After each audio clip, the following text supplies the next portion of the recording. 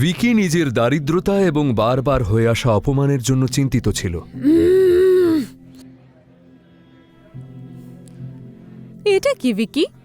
এটা একটা সস্তার গোলাপ।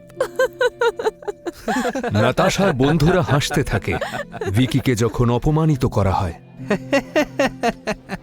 আরে বাহ, গরিবদের রাজা নিজের রানীর জন্য কি এনেছে দেখো। ভিকি, তুমি কি এটা ভেবেছিলে যে তোমার মতো গরিব ছেলের এই সস্তার উপহারে আমি খুশি হব? আমার এমন উপহার দরকার যা আমার সৌন্দর্যের পরিপূরক। নাতাশা, আমি তোমাকে খুশি করতে চেয়েছিলাম। অপমানজনক ভঙ্গিতে নাতাশা ভিকিকে বলে, খুশি করবে? তুমি আমায় খুশি করবে এই সস্তার গোলাপ দিয়ে? তুমি তো নিজেই একটা বোঝা। চলে যাও এখান থেকে। আরে তাকিয়ে তাকিয়ে কি দেখছো? যাও। কি লাভ এই জীবন রেখে, যেখানে না টাকা আছে না প্রেম? প্রতিদিন সবাই মজা করে আমাকে নিয়ে। এর থেকে আমার মরে যাওয়াই ভালো। তখনই ওর কাঁধে কেউ একটা হাত রাখল। ভিকি চমকে উঠল।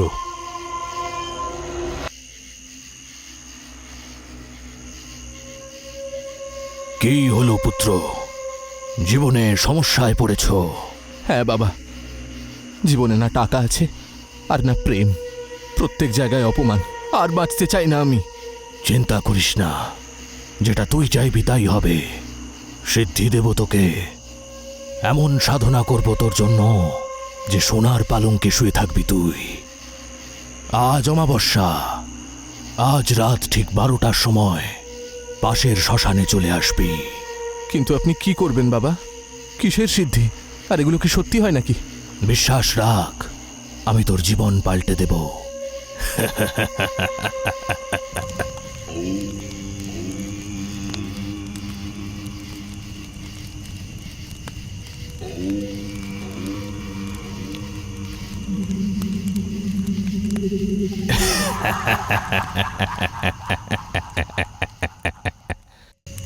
এসে গেছেন তোর কর্ণপিশাচিনী। তুই যা চাইবি তাই তোকে দেবে, কিন্তু ওনাকে ক্রুদ্ধ করিস না। ভিকি একটি গরিব ছেলে যে নিজের পরিশ্রম এবং মেধার বলে হাই প্রোফাইল কলেজে স্কলারশিপ নিয়ে পড়ছিল। নিজের পুরনো পোশাক এবং দারিদ্রতার কারণে এই ঝলমলে রঙিন পৃথিবীতে নিজেকে আলাদা মনে করত। কিন্তু ওর মনে একটা গুপ্ত আশা ছিল নাতাশার প্রতি। নাতাশা কলেজের সবচেয়ে সুন্দরী এবং জনপ্রিয় মেয়ে, যার সৌন্দর্যের কারণে সকলেই পাগল ছিল। একদিন ভিকির ভাগ্য খুলে গেল যখন নাতাশা ওর সাথে কথা বলতে এলো। প্রথমে ভিকি মনে করল এটা নিশ্চয়ই স্বপ্ন, কিন্তু তারপরেই ও বুঝতে পারল যে নাতাশা হয়তো সত্যিই ওকে পছন্দ করছে। ওরা একসাথে সময় কাটাতে লাগলো, হাসি ঠাট্টা করতে লাগলো, আর ভিকির শেষমেশ মনে হলো ও নিশ্চয়ই ওকে ভালোবাসে। কিন্তু এই ভাবনাটা বেশি দিন থাকলো না। একদিন কলেজের ক্যান্টিনে, ভিকি, তোমার এই পুরনো বইগুলো থেকে তুমি কত জ্ঞান লাভ করো, তাই না? আমি তো তোমার এই কথাগুলোতে খুবই প্রভাবিত। আরে নাতাশা, এটা তো শুধু... নাতাশার বন্ধুরা এসব কথা হাসতে থাকে এবং ভিকি তাতে অপমানিত হয়। আরে আমাদের বিউটি কুইন তো শেষমেশ নিজের ব্রেনটা পেয়েই গেছে। এই তোরা চুপ কর তো। ভিকি যথেষ্ট বুদ্ধিমান আর পরিশ্রমী। নাতাশা ভিকির দিকে তাকিয়ে থাকে। ভিকির চোখে বেশ অন্যরকম চমক ছিল। ভিকি, আমি তোমার জন্য বিশেষ আয়োজন করতে চাই। কাল কলেজে একটা গ্রুপ ডেট আছে, তুমি আমার সঙ্গে যাবে? হ্যাঁ, অবশ্যই। কিন্তু একটা কথা আছে, আমি চাই তুমি আমার জন্য ছোট উপহার আনো, এমন কিছু যা আমার সারা জীবন মনে থাকবে। আরে এটা তো খুবই শক্ত ভিকির জন্য। দেখা যাক কে নিয়ে আসে ওই ভিখারির বাচ্চা। আমি জানি তুমি আমার জন্য সবকিছু করতে পারো ভিকি। ভিকি নাতাশার চোখের দিকে তাকায়। ও সকলের সামনে নাতাশাকে হতাশ করতে চাইল না, তাই ও হ্যাঁ বলে সেখান থেকে চলে যায়। পরের দিন কলেজের ক্যাফেতে ভিকি নাতাশার সাথে দেখা করতে আসে। তো ভিকি, তুমি আমার জন্য কি উপহার এনেছ? নাতাশা, এটা তোমার জন্য। ভিকি নাতাশাকে একটি গোলাপ ফুল দেয়। নাতাশা সেটা হাতে নেয় এবং সেটাকে মন দিয়ে দেখে। তারপর, এটা কি ভিকি? এ তো শুধুমাত্র একটা সস্তার গোলাপ। নাতাশার বন্ধুরা ভিকিকে অপমান করে। আরে বাহ, গরিবদের রাজা নিজের রানীর জন্য কি এনেছে দেখো। ভিকি, তুমি কি এটা ভেবেছিলে যে তোমার মতো গরিব ছেলের এই সস্তার উপহারে আমি খুশি হব? আমার এমন উপহার দরকার যা আমার সৌন্দর্যের পরিপূরক। নাতাশা, আমি আমি আমি তোমাকে খুশি করতে চেয়েছিলাম। অপমানজনক ভঙ্গিতে নাতাশা ভিকিকে বলে, খুশি করবে? তুমি আমায় খুশি করবে এই সস্তার গোলাপ দিয়ে? তুমি তো নিজেই একটা বোঝা। চলে যাও এখান থেকে। আরে তাকিয়ে তাকিয়ে কি দেখছো? যাও। ভিকির চোখে জল এসে যায়। ও অপমানিত হয়ে সেখান থেকে বেরিয়ে পড়ে। যেতে যেতে নিজের সাথেই কথা বলে ভিকি। কি লাভ এই জীবন রেখে, যেখানে না টাকা আছে না প্রেম? প্রতিদিন সবাই মজা করে আমাকে নিয়ে। এর থেকে আমার মরে যাওয়াই অনেক ভালো। হাঁটতে হাঁটতে হঠাৎ ভিকি পৌঁছে যায় কলেজের পেছনের সেই জঙ্গলে, আর জোরে জোরে কাঁদতে থাকে এবং চিৎকার করতে থাকে। হে ভগবান, তুলে নাও তুমি আমাকে, আর বাঁচতে পারছি না এই জীবনে।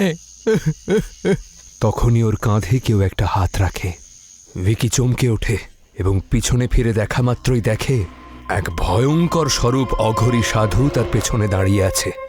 কি হলো পুত্র, জীবনে সমস্যায় পড়েছ? হ্যাঁ বাবা, জীবনে না টাকা আছে আর না প্রেম, প্রত্যেক জায়গায় অপমান, আর বাঁচতে চাই না আমি। চিন্তা করিস না, যেটা তুই চাইবি তাই হবে। সিদ্ধি দেব তোকে, এমন সাধনা করব তোর জন্য যে সোনার পালঙ্কে শুয়ে থাকবি তুই। আজ অমাবস্যা, আজ রাত ঠিক 12টার সময় পাশের শ্মশানে চলে আসবি। কিন্তু আপনি কি করবেন বাবা? কিসের সিদ্ধি? আর এগুলো কি সত্যি হয় নাকি? বিশ্বাস রাখ, আমি তোর জীবন পাল্টে দেব। এমনিতেও তো আর জীবনে কিছু পাওয়ার নেই। ঠিক আছে, একবার বাবার কথা মতো চলে দেখি। রাত্রিবেলা ভিকি শ্মশানের দিকে হেঁটে যায় আর দেখে অঘরী বসে নিজের সাধনা শুরু করে দিয়েছে। ভিকিকে দেখা মাত্রই অঘরী বলে, এসে গেছিস পুত্র, এবার আমি যেরকম বলবো সেরকম তুই করবি। আজ আমি সাধনা করব কর্ণপিশাচিনীর। ও এখানে আসবে আর তোর হয়েই থাকবে। ও তোকে সবকিছু দেবে, সবকিছু। তোর কানে সবার গুপ্ত কথা বলে দেবে। কি হয়েছিল, কি হতে চলেছে আর কি হয়ে গেছে সব জানে ও। ওর থেকে তুই জানবি সবার লুকোনো সত্য, আর সেই সত্য তাদের বলে তুই কোটিপতি হয়ে যাবি। ভিকি তার পোশাক ছেড়ে অঘরীর সামনে বসে পড়ে এবং অঘরী যেমনটা বলে ঠিক তেমনই মন্ত্র জপ করা আরম্ভ করে।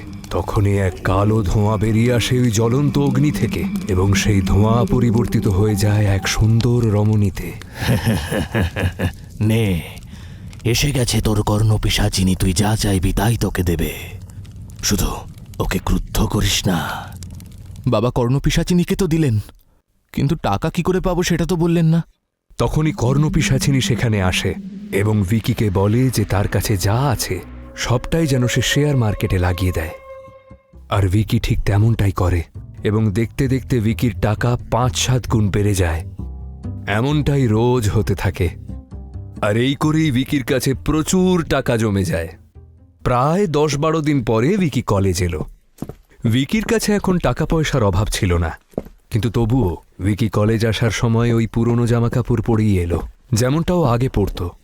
নাতাশা এবং ওর বন্ধুরা ভিকিকে কলেজ আসতে দেখতে পায় এবং ওকে ওদের পার্টিতে আসার প্রস্তাব দেয়। আসলে ওদের ইচ্ছে ছিল ভিকিকে অপমান করার, তাই ওরা ভিকিকে একটা পার্টি দেওয়ার কথা বলে। আরে ভিকি, কি ব্যাপার? এতদিন পরে দেখা পেলাম। নাতাশা তির্যকের ভঙ্গিতে এই কথাগুলো ভিকিকে বলে। এই এমনি, তেমন কিছু না। ভিকি শান্ত গলায় নাতাশাকে জবাব দেয়। নাতাশা জানতই যে ভিকি একজন গরিব, আর তাই ও ভিকিকে অপমান করার একটিও সুযোগ হারাতে চাইছিল না। ওকে অপমান করার জন্য নাতাশা ভিকিকে বলল, আচ্ছা, আজ তো পার্টি হবে, চলো সবাইকে ট্রিট দাও। শোনো বন্ধুরা, আজ ভিকি আমার জন্য সবাইকে পার্টি দেবে। হ্যাঁ হ্যাঁ, একদম ঠিক। আমরাও দেখি তোমার কাছে কত টাকা আছে। নাতাশার বন্ধুও মজা করতে ছাড়ছিল না, কিন্তু ভিকি কোনো প্রতিক্রিয়া দেখালো না। ওদের দলের একটি মেয়ে বেশ কিছু দামি খাবার অর্ডার করলো আর ক্যাফের ওয়েটারকে বলল, দাদা, বিল ভিকির থেকে নিয়ে নিও, আজও পার্টি দিয়েছে। সবাই জোরে জোরে হাসতে থাকে, কিন্তু এতে ভিকির মুখে কোনো প্রভাব পড়ে না। ও চুপচাপ দাঁড়িয়ে দেখল, যেন কিছুই হয়নি। ভিকির এমন আচরণে নাতাশা এবং ওর বন্ধুরা বেশ অবাক হলো। ওরা আশা করছিল যে আজ ভিকি অপমানিত হবে, কিন্তু ও একদম শান্ত ছিল। ভিকি ক্যাফে ওয়েটারকে ডেকে বলল, ভাই, এরা না সবাই আমার বন্ধু। ওরা যা চাই ওদের খাইয়ে দাও আর পেমেন্ট আমার থেকে নিয়ে নিও। এটা শোনার পরেই সকলে একে অপরের মুখ চাওয়াচাবি করতে লাগলো। ক্যাফের মধ্যেই হঠাৎ একজন বলে উঠল, এই ফুটো পকেটের কাছে এতগুলো টাকা এলো থেকে?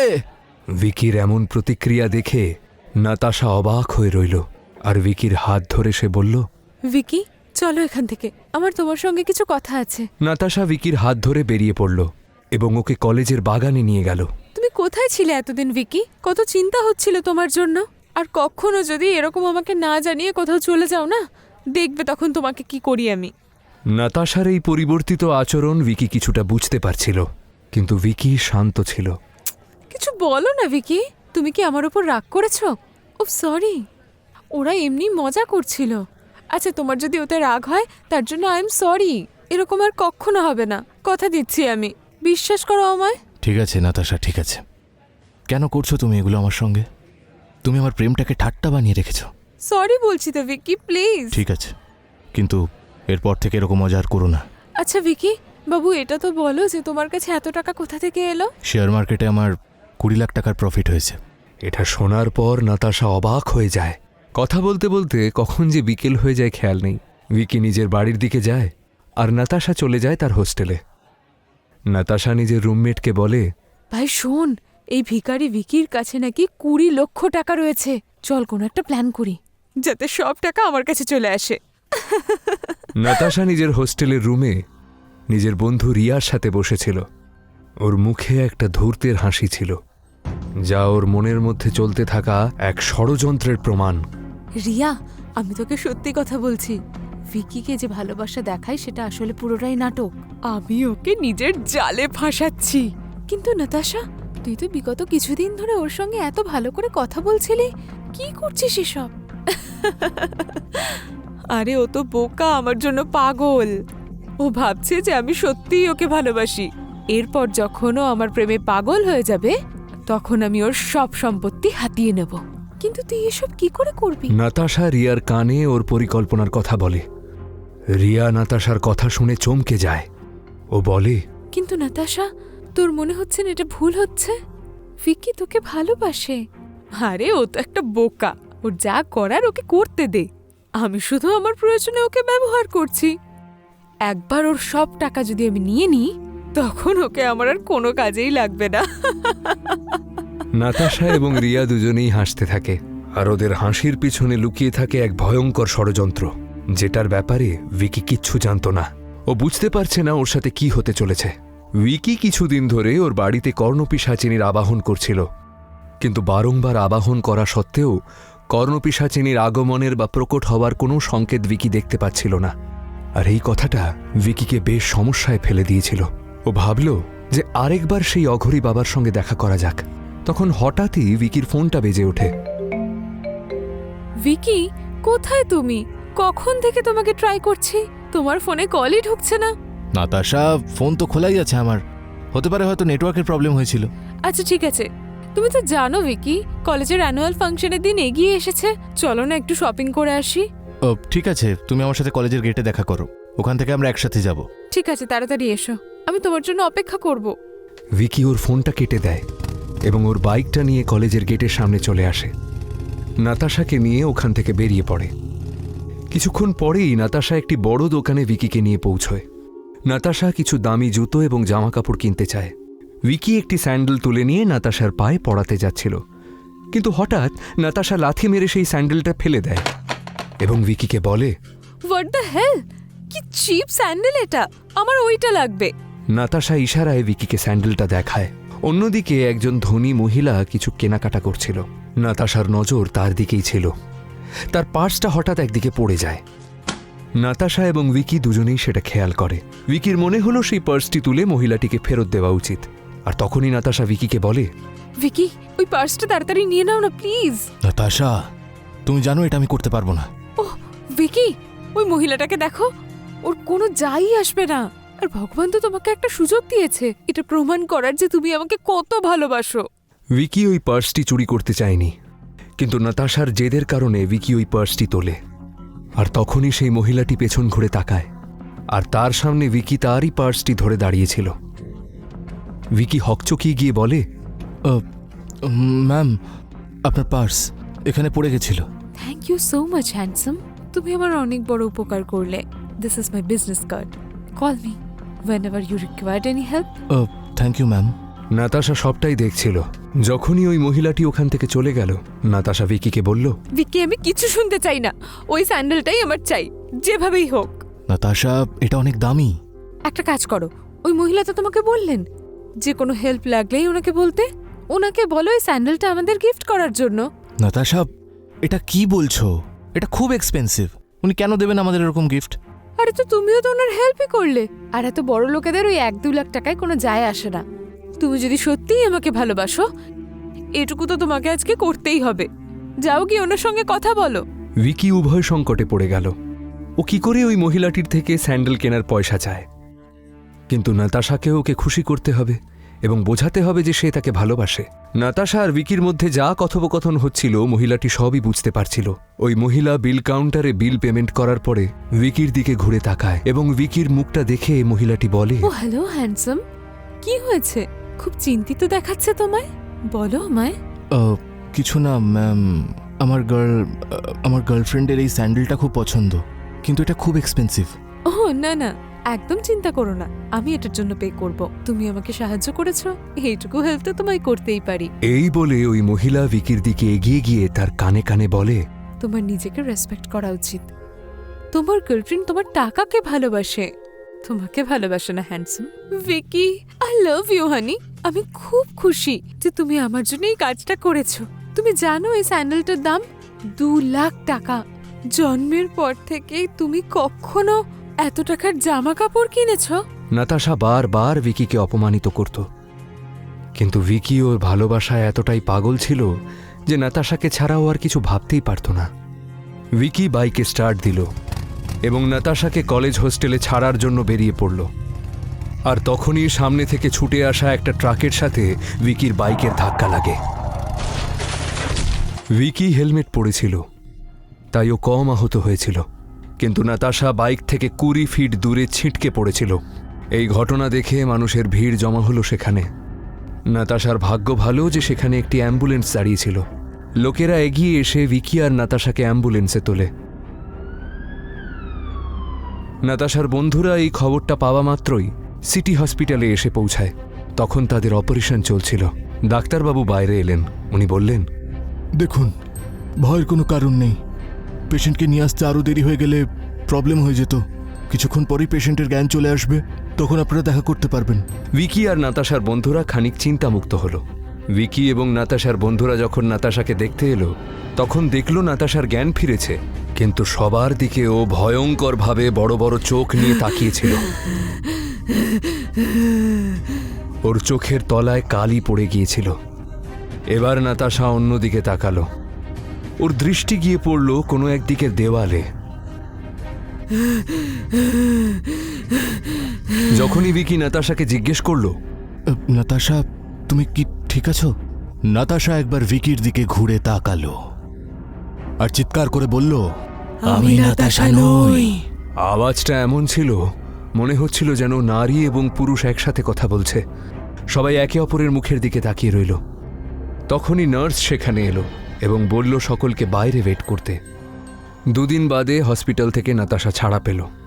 ভিকি এবং নাতাশার বন্ধুরা তাকে এমন একটা ফ্ল্যাটে নিয়ে গেল যেখানে সে সুষ্ঠুভাবে থাকতে পারবে।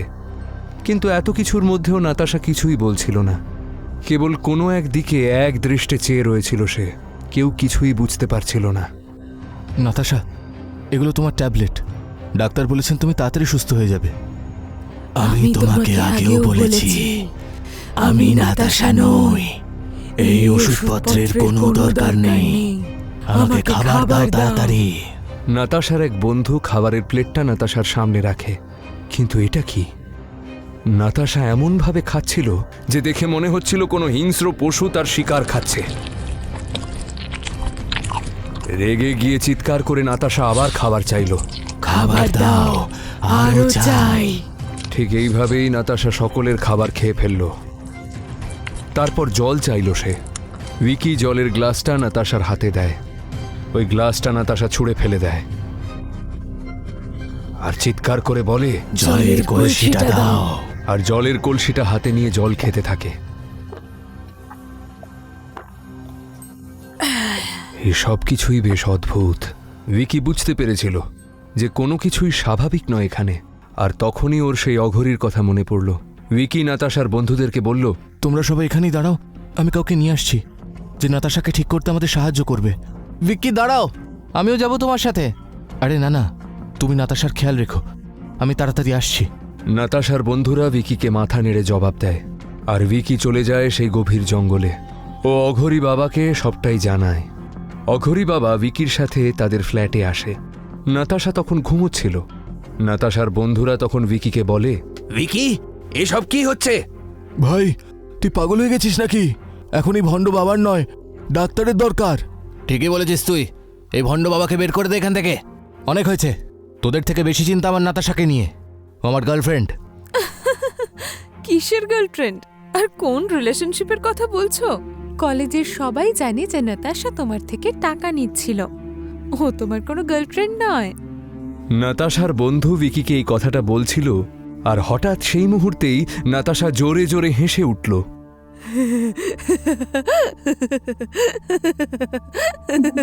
ও অঘরী বাবাকে দেখে বলে উঠল, আজ সবাইকে মেরে ফেলবো আমি। আর তখনই আশপাশের লাইটগুলো জ্বলতে নিভতে লাগলো। চুপ! কে তুমি? আর নাতাশার শরীরে কি করছো?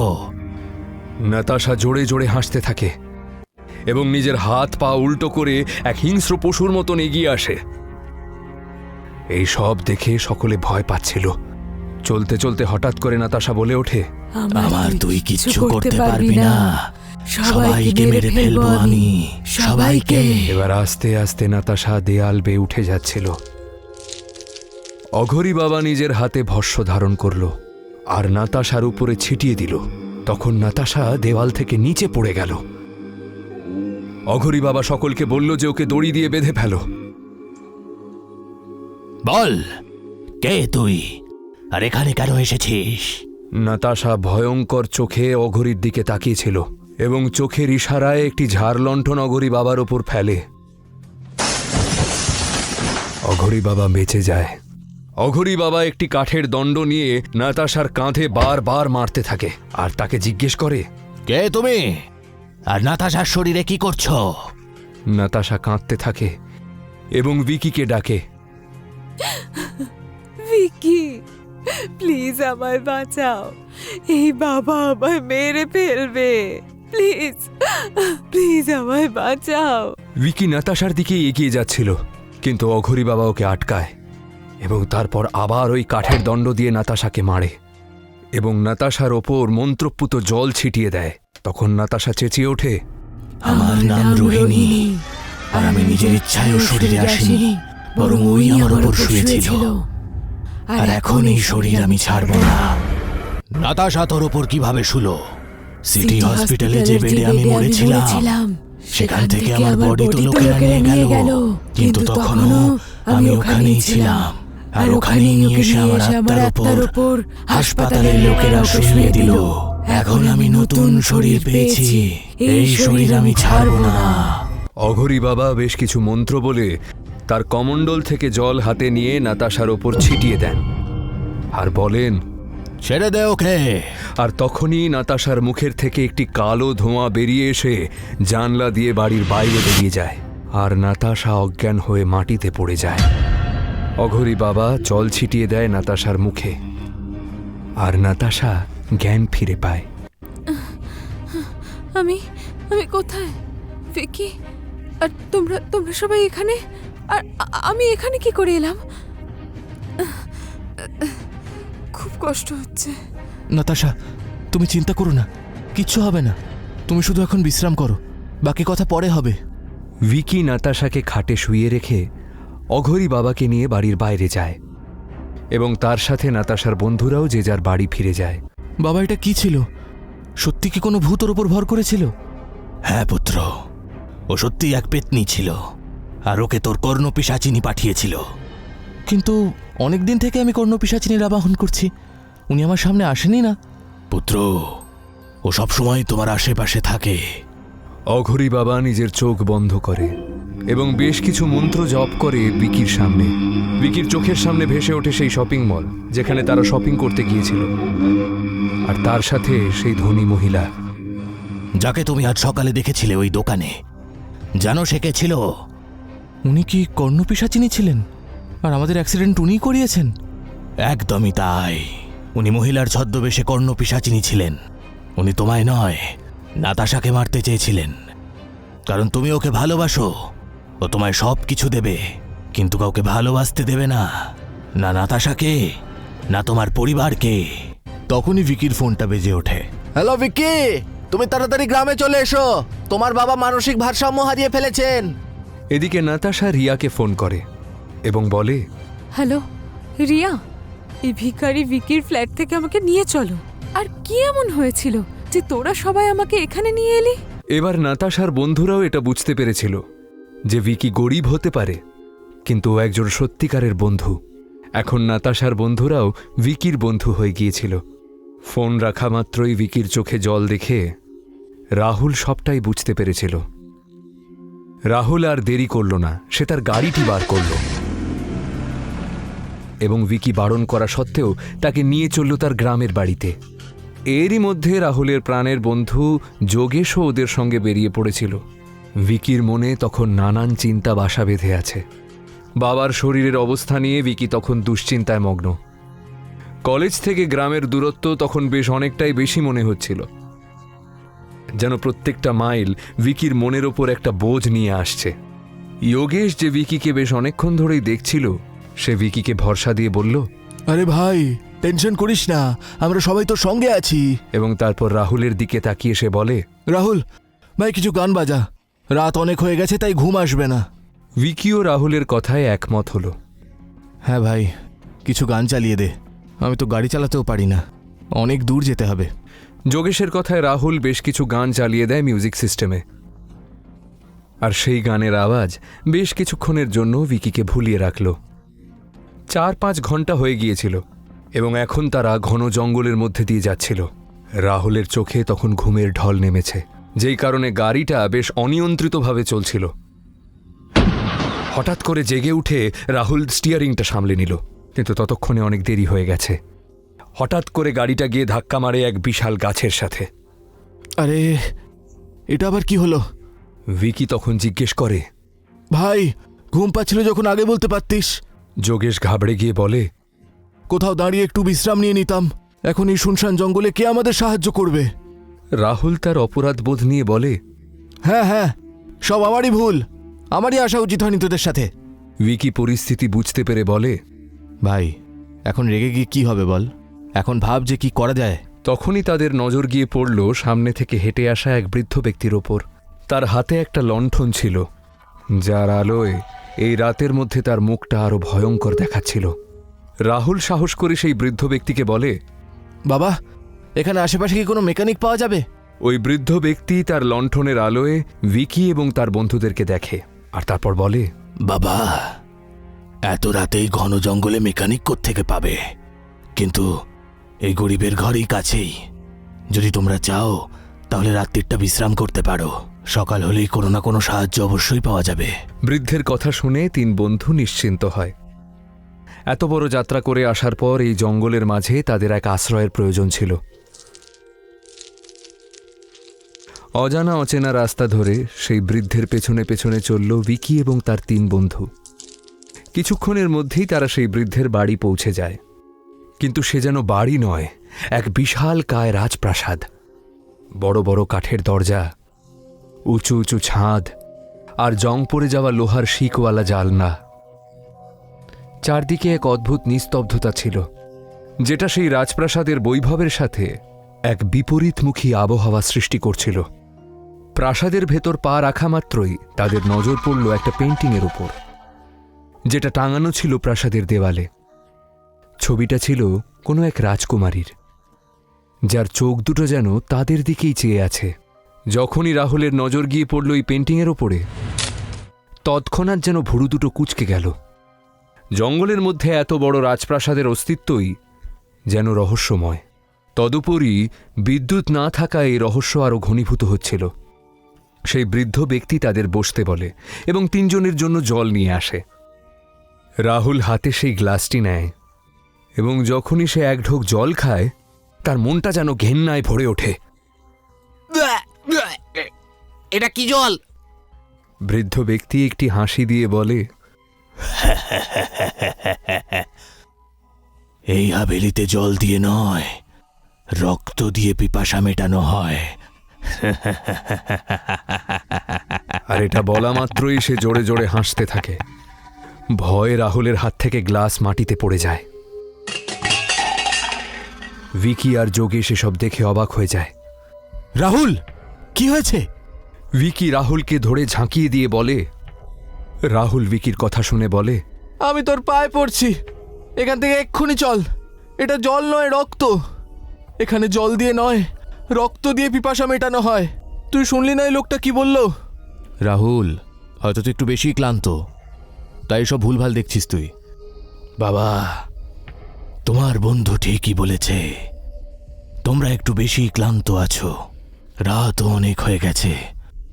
তোমার পেছনে 3টে ঘর আছে, সেখানে তোমরা গিয়ে আরাম করো, সকালে দেখা হবে। ভিকি আর যোগেশ রাহুলকে একটি ঘরে নিয়ে যায়, কিন্তু সেই ঘরে মাত্র ছোট্ট একটা বিছানা ছিল, যেখানে তিনজনের একসাথে শোয়া অসম্ভব।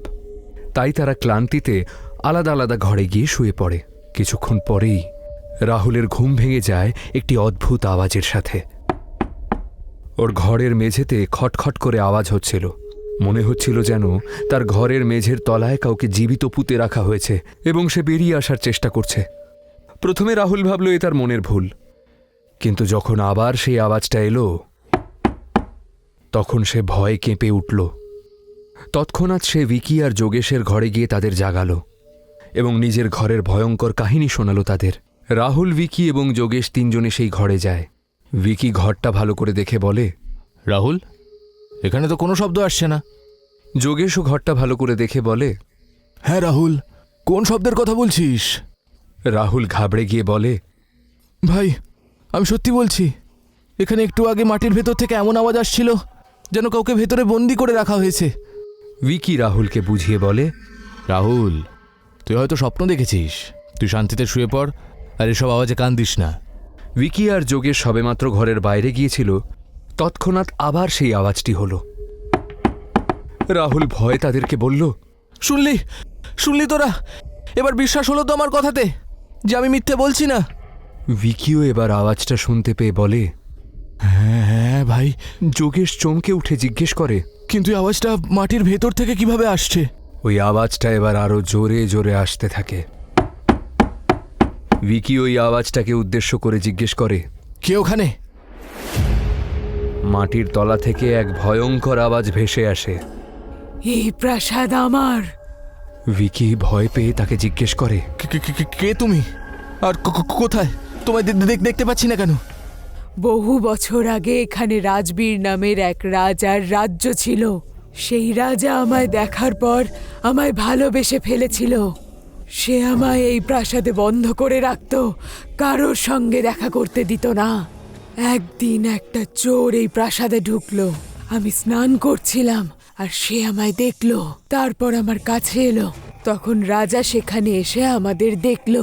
তার মনে হলো আমাদের মধ্যে সম্পর্ক আছে। তখনই নিজের তলোয়ার দিয়ে আমাদের দুজনেরই শিরচ্ছেদ করলো আর আমাদেরকে এই ঘরের নিচে পুঁতে দিল। ভিকি, যোগেশ এবং রাহুল তিনজনেই এই কথা শুনে বেশ ভয় পেয়ে গেল।